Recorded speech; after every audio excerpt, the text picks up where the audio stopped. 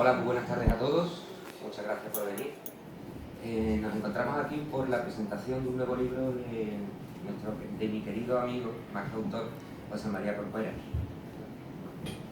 Este es su cuarto libro, en este caso su tercera novela, que siempre versa sobre los mismos temas. Y el mismo tema es el denominador común de la figura de Jesús de Nazaret. Porque José María no es que sea un estudioso de salón o que sea un aficionado y esté leyendo, no. José María es el que se coge y se va a Jerusalén, a Tierra Santa, y se mete por sitios que ni os podéis imaginar. Bueno, algunos lo sabréis. Pasa noches enteras en el Santo Sepulcro, se cuela en Jerusalén por sitios que hasta la policía y el ejército le dice que no entre. Pero es tal su pasión y su inquietud por esa figura histórica, no vamos ahora a juzgar la divinidad, pero por esa figura histórica de Jesús de Nazaret, que le ha llevado a escribir, como acabo de comentar, este es su cuarto libro. Mi nombre es Jesús Lebrero y estoy aquí en representación de Cádiz Directo, que de vez en cuando seguimos cometiendo la insensatez económica de seguir publicando libros en papel. Insensatez, pero que a su vez es una gran satisfacción, sobre todo cuando es un autor gaditano, cuando el libro tiene algo que ver con Cádiz, porque este libro tiene su pincelada también de la ciudad, y sobre todo cuando el autor es un gran amigo. Yo poco más os tengo que contar sobre la tumba de Betania, sino comentaros que al final del acto, si queréis que os lo firme, afuera hay un pequeño stand donde podéis comprar el libro. Muchas gracias por estar aquí y os dejo con José María Corcuera, que es el verdadero protagonista de toda esta historia. Gracias.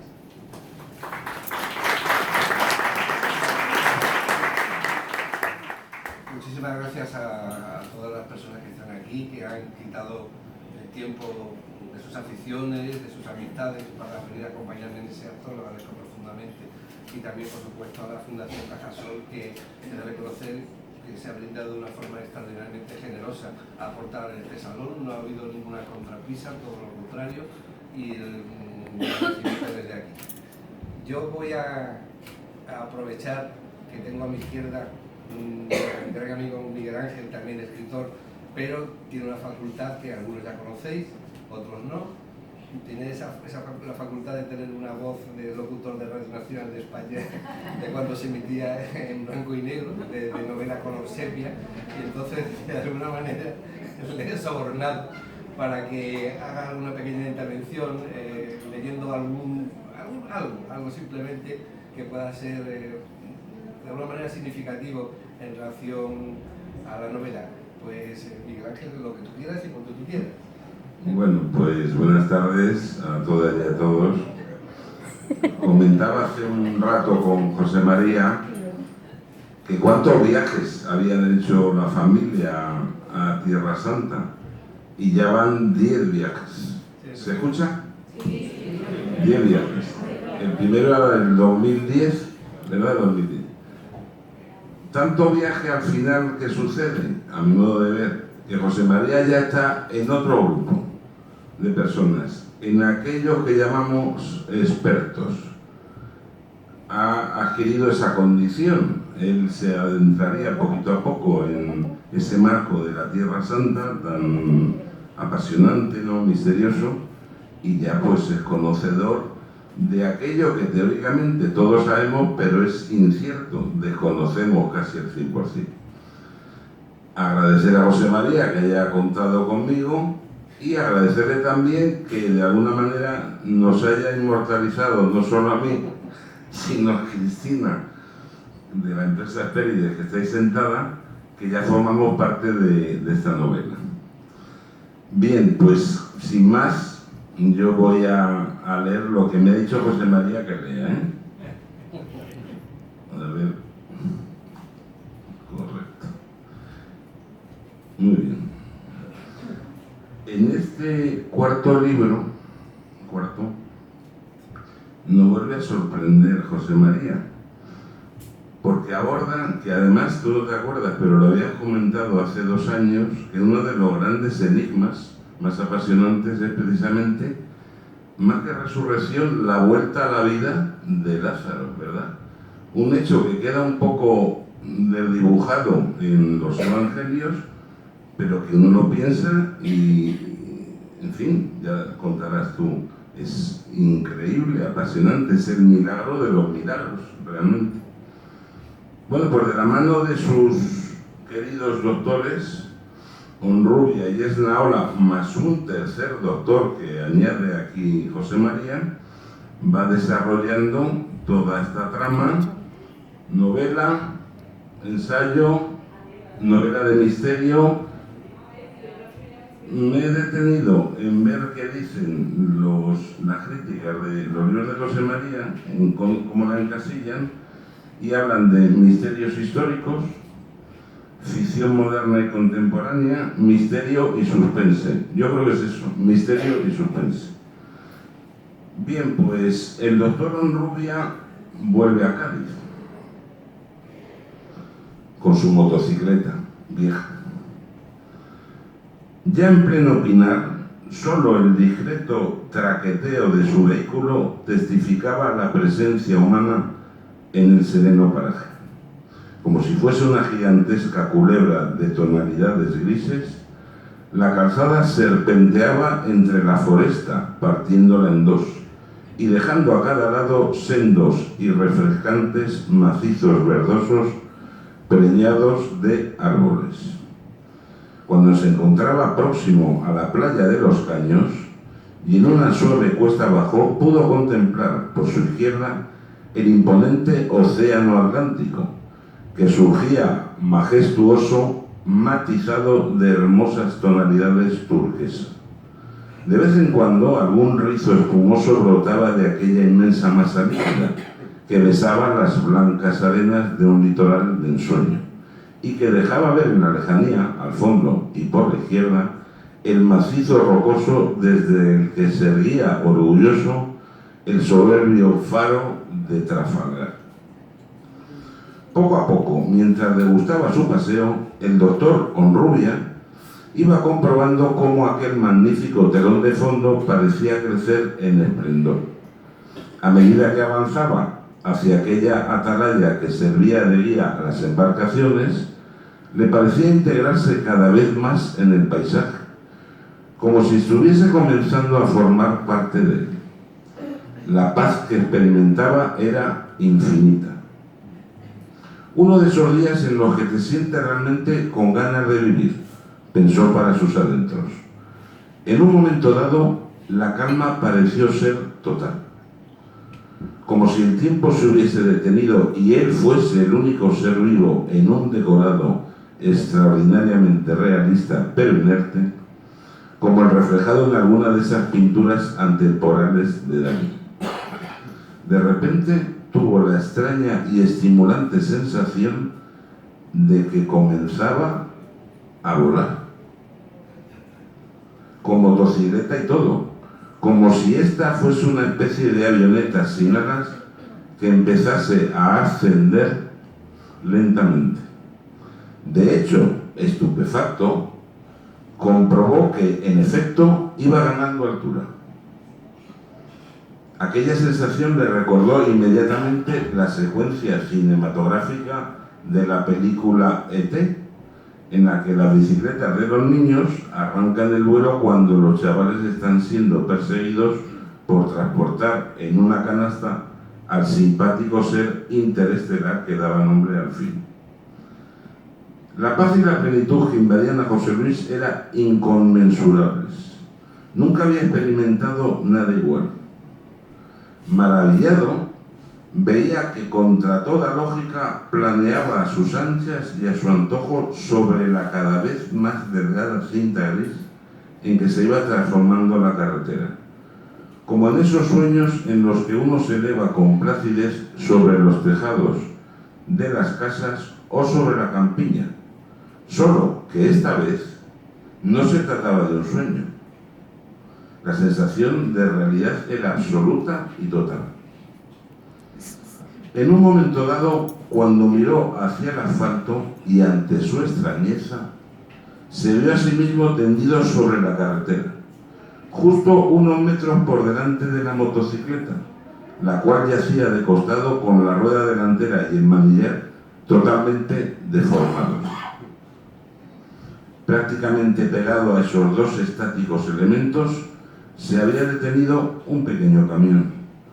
Junto a la portezuela abierta del conductor, un hombre joven se aferraba al teléfono móvil, mientras gesticulaba, realizando grandes aspavientos, y caminaba histérico sin ton ni son, describiendo una errática y absurda trayectoria que modificaba continuamente.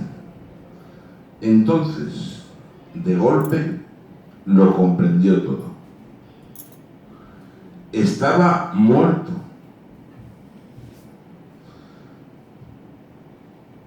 Bien, pues hemos hablado de que, ¿verdad?, la novela aborda esa muerte que vuelve, la vida, etcétera, etcétera. Y termino con otra reseña,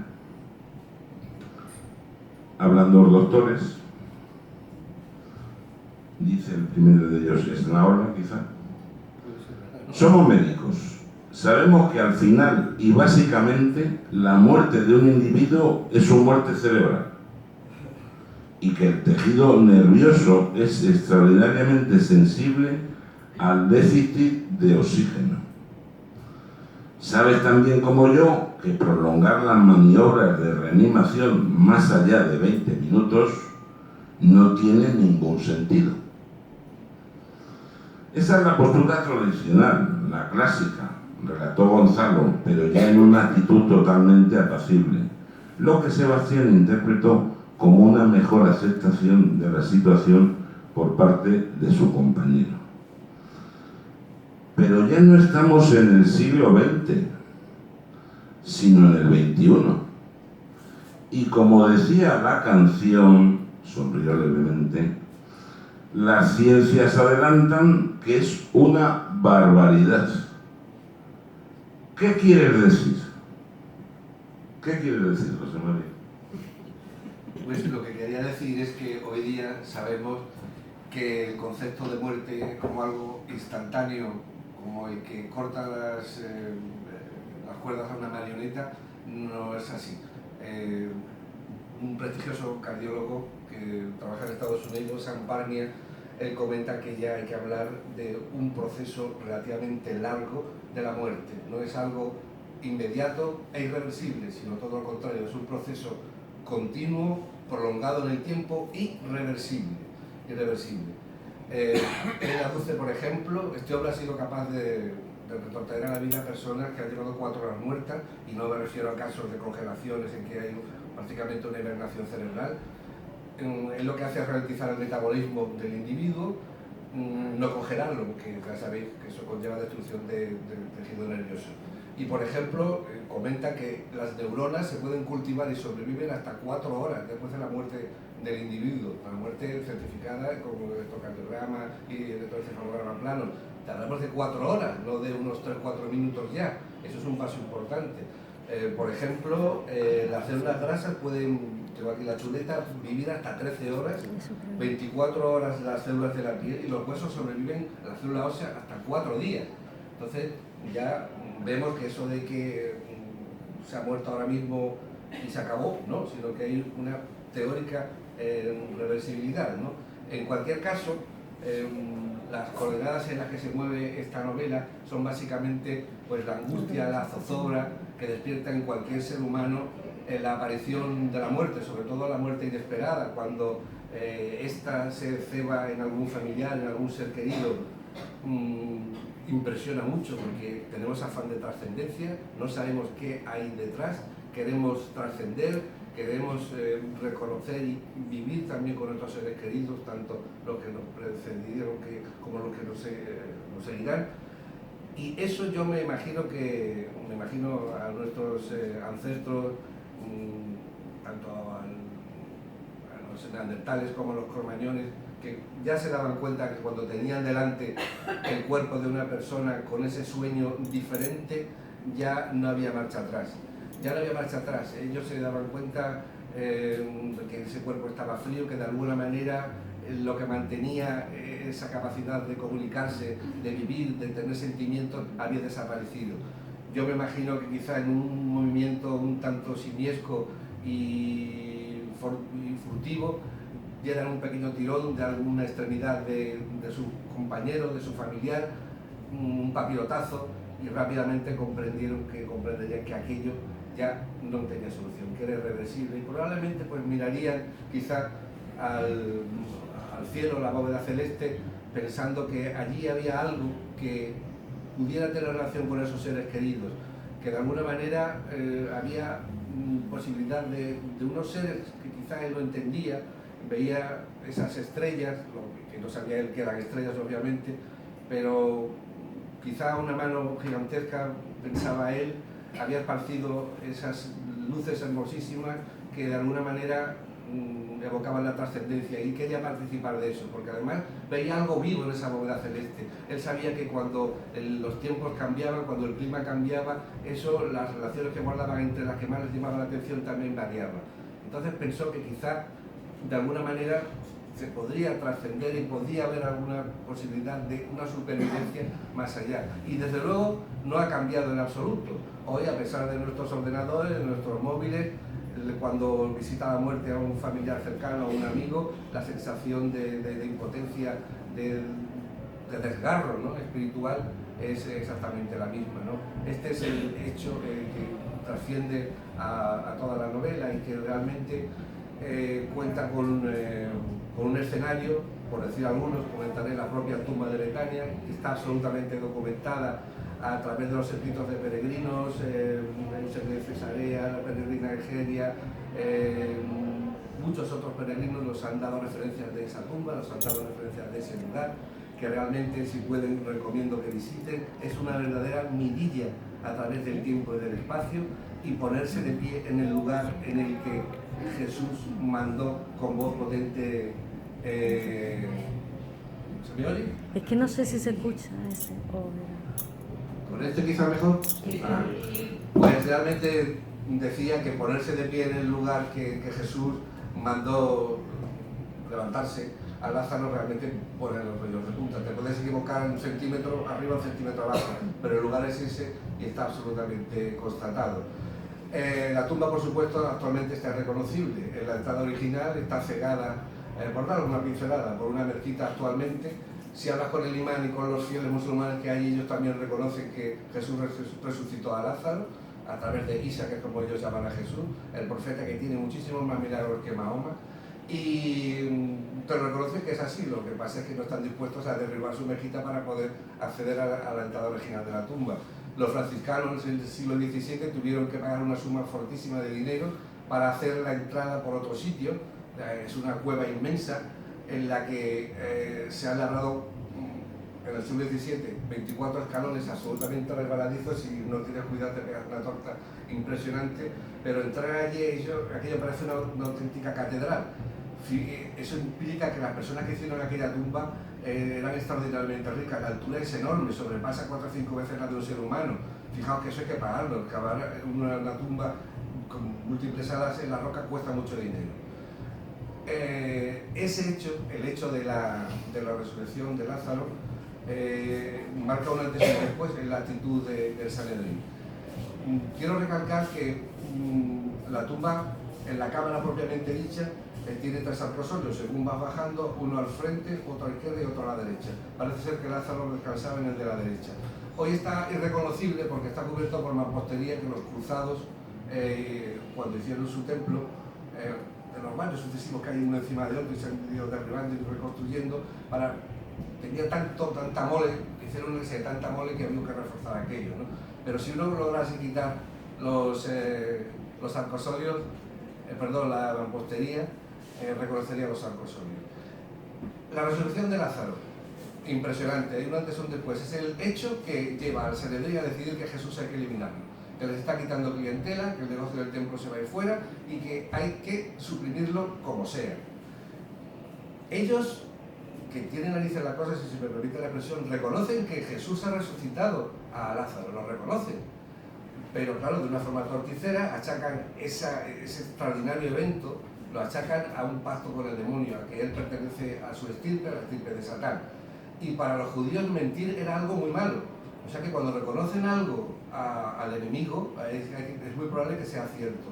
los propios escritos religiosos hebreos comentan que el sello de Dios es la verdad, que de alguna manera si tú dices la verdad siempre estás participando de la divinidad y que puedes cambiar el destino decretando que algo sucede y sucederá si siempre practicas y te mueves en la verdad. Y también dice que el que miente, la persona que miente, es especialmente denostada, especialmente odiada por Yahvé.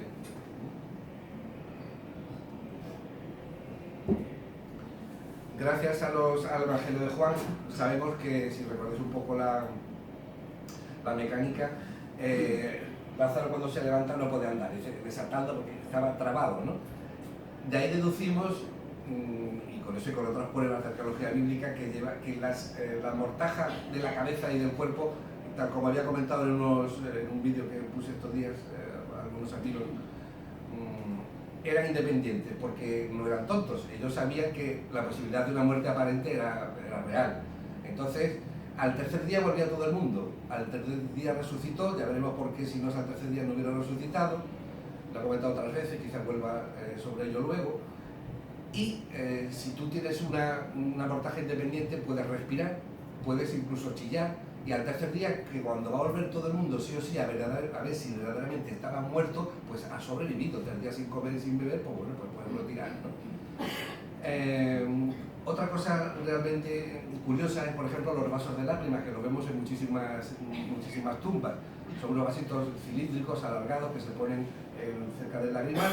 Y claro, cuando la persona está absolutamente transida de dolor, pues vierte lágrimas que luego se almacenan con el difunto.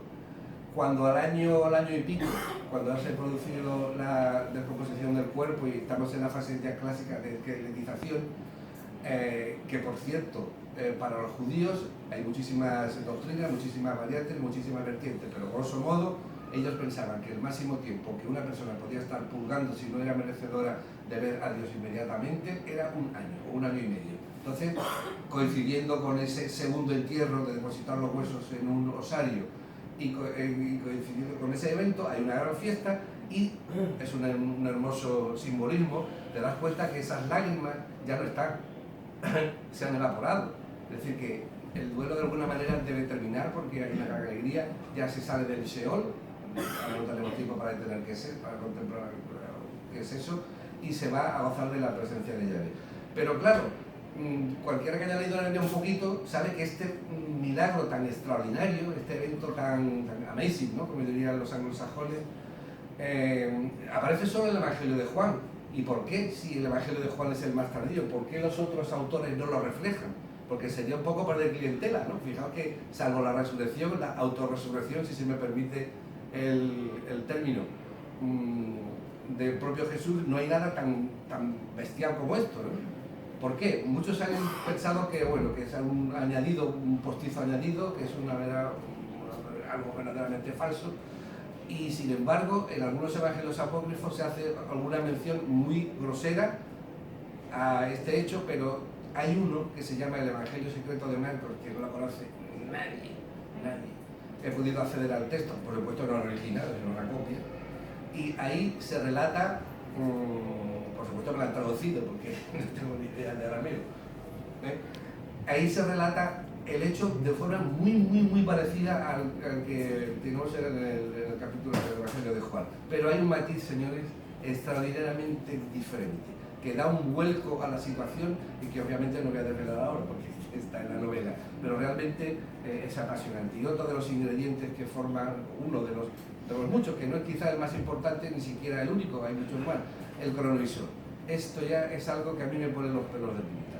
El cronovisor, que en el año 1972 se hizo edición del día 2 de mayo, un semanario italiano, que yo no sé hablar italiano, Domenica del Corriere, Gonzalo, más o menos está bien dicho.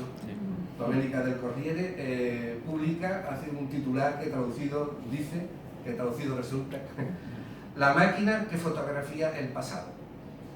Algo verdaderamente que revolucionó a la comunidad científica en un sentido y en otro, y al público en general. Eso era de avance de telediario, de breaking news, vamos, era de breaking news. El padre de la criatura era nada más y nada menos que un monje benedictino, Marcello Pellegrino Ernetti, yo diré en adelante Ernetti porque es mucho más corto. Este hombre era el típico hombre enciclopedista, el hombre genio, pero del siglo pasado. Vamos, tenéis todas las carreras que se os ocurran, pues todas las tiene, y por triplicado en diversos sitios. Yo voy a destacar solamente que pues, era licenciado en Teología, en Lenguas Orientales, Filosofía y Letras, Física Cuántica, diplomado en Piano, Música Prepolifónica, Oceanografía Electrónica, etcétera, etcétera, etcétera. Este hombre, en esa entrevista, dice que ha logrado obtener fotografías de la Fundación de Roma, que parece que era 735, ¿no? O 25. 53, bueno, me bailan los números. Un experto en Roma, gracias a la chuleta, aquí, chuleta viviente, es magnífico. Que tiene imágenes de la destrucción de Sodoma y Gomorra, de las tablas de la ley con el texto original de los mandamientos y por supuesto de la pasión de Jesús. Claro, esto deja al mundo boquiabierto. Obviamente ha habido mucha gente que no la ha creído. Bueno, pues créanle usted, que sepan ustedes que algunos papas sí le han creído. El Papa, por ejemplo, Pío XII le dio el ok, al principio, luego no, pero al principio hace un mecenazgo con respecto a este ingenio. También luego Pablo VI, pero al final los dos cambian la opinión. Algo verían, algo debieron ver allí que no les gustó mucho, pero Ernetti es amenazado con la excomunión por Pablo VI y ya en la última entrevista que se le hace vivo, fue en el año 1993, que le hace el famoso Javier Sierra, el famoso escritor, muere en el 94, no Javier Sierra, sino Ernetti, y él se reafirma en todo lo que había dicho y que el Papa que tenía bajo pena de excomunión, eso no se pierde, eso por lo tanto se queda ahí, y si estás amenazado de excomunión, pues ya venga sea el Papa que sea, pues tiene la facultad de excomulgarte. Él se reafirmaba en todo aquello, es verdaderamente apasionante. Yo no sé qué es lo que vería el Papa o que verían algo que le dijeron, esto hay que apartarlo. Se comenta que el aparato está escondido, oculto, pero no destruido. Yo creo que algo de verdad tiene que haber tras ello, porque no se va a intentar excomulgar a nadie por algo que no existe, ¿no? Tengo aquí a un viejo profesor y querido profesor mío de física, y él me retirado después, pero yo lo único que voy a decir que básicamente el aparato, decía Ernetti, por decirlo de una manera sencilla, se basaba en el famoso principio de que la energía ni se crea ni se destruye. Esa estela de vibraciones, de sonido, de energía que queda cuando uno habla, al emitir incluso la propia imagen, pues eso queda y es susceptible de recogerse como un aparato de radio que puede sintonizar según qué frecuencias, ¿no? Y que las máquinas del tiempo, pues de hecho existen en la actualidad. Por ejemplo, un telescopio en la práctica es una máquina del tiempo, porque nos permite ver estrellas que ya no existen. Están algunas tan lejos, la luz viajando a 300.000 kilómetros por segundo, la distancia es enorme con respecto desde el punto de emisión al punto del receptor, que vemos la luz de algo que ya no existe. Emitió luz, desapareció aquel cuerpo celeste, pero su luz aún la vemos y no existe, ¿no? Cuando nosotros nos miramos al espejo no nos vemos en tiempo real. Aparte de la imagen invertida, la diferencia que hay, soy una millonésima de segundo más viejo, en muy poco tiempo, ¿no? Pero ya vemos un poco cuál es la mecánica. Él hablaba de que su aparato era una especie de espejo que era capaz de él orientar y de sintonizar continuamente y obtener no solamente sonidos, sino también imágenes, ¿no? Que es la gran vuelta de tuerca. De hecho, la primera psicofonía la tiene él, de una manera y en un ambiente que ahora no sé de comentar, ¿no? Pero realmente la obtiene él. Estaba preocupado porque sabe que el hablar o entablar comunicación con los muertos, con el mundo de la brujería y de la superstición, pues está prohibido por la Iglesia. Entonces el Papa, en principio, Pío XII le había tranquilizado diciendo que realmente era un fenómeno científico y que no tenía por qué preocuparse. Solamente decir que, por ejemplo, hay un delicioso episodio en la novela, el Sanedrín sabe, esto posiblemente era cierto, que Jesús tenía la intención de resucitar a Lázaro, debió ser un fenómeno multitudinario, y le ha tendido una trampa. Si fracasa espontáneamente, pues bueno, va a quedar desacreditado, pero si no, prepara una celada, una trampa para que incluso, fijaos hasta qué punto de alambicamiento, incluso si lo resucita va a quedar absolutamente desacreditado. Paso rápidamente a comentar, por ejemplo, algo interesante. el ángel custodio de Jesús. Jesús como hombre tendría ángel custodio, no lo tendría, lo he hablado con muchos teólogos, algunos me han dicho, la primera vez, me acuerdo de Argentina, la primera vez que alguien me pregunta esto. Pero bueno, bueno, aquí juega un papel importante. Y ya únicamente decir que hay un episodio de Jesús ante Pilatos.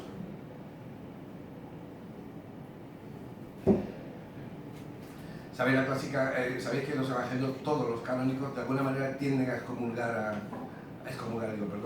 a disculpar a Pilatos por haber mandado a Jesús a crucificar. Al principio, bueno, pues no veo nada de este hombre que sea digno de muerte, a ver si con unos azotitos salimos del paso, bueno, se lo voy a mandar a Herodes porque es Galileo, él tiene jurisdicción, joder, me lo han traído otra vez, bueno, pues, bueno, ¿qué queréis? Este va a Barrabás, que este tiene delitos de sangre, no, un ejercicio de democracia absolutamente congruente, cogieron lo mejor, no, Barrabás, el otro. Entonces, hay un evangelio corto del siglo VIII que nos da una versión y visión de este encuentro, este face a face de Pilato, que tiene un ingrediente absolutamente delicioso, absolutamente desconocido, sorprendente y que desarma totalmente a Pilato. Lo desarma y de alguna manera me da la clave para ver este afán que tiene Pilato por justificarlo. Yo lo único que ya digo es que realmente les agradezco a todos su presencia. Pienso que la novela es muy interesante, muy amena. Dirán ustedes que va a decir que la ha escrito él. Bueno, yo creo que van a pasar un buen rato con su lectura y nada más que agradecer la presencia de todos vosotros y el apoyo que me habéis dado en este acto. Muchísimas gracias.